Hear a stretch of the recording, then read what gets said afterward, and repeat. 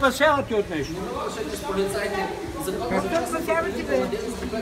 От нас, дет сме избрали хората. Ето сме гласували, нали? Ние не сме страшни, ние избираме хората тук. Нали всеки си подава гласа?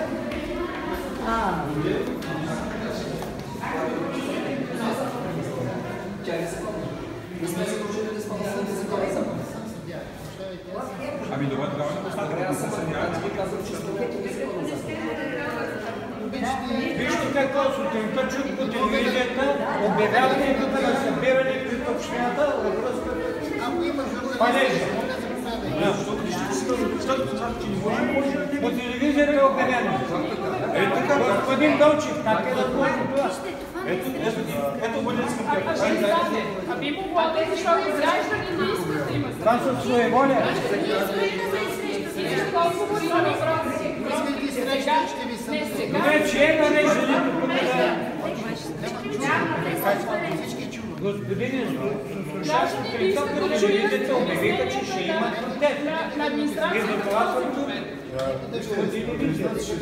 Кажете. Ама си защото няма Ние се въпросваме. какво да носят? Моля ви се. Вижте, където си се съживили там се упражнете. Не, вижте, нека да ви обясня. Общината да спазваме обществен ред. Тези вътре нямаме право да се изказваме, няма искаме да връчим копия от петицията на Обществения съвет, която връчваме на министъра-председателя на кмета на града. И той не може да го каже.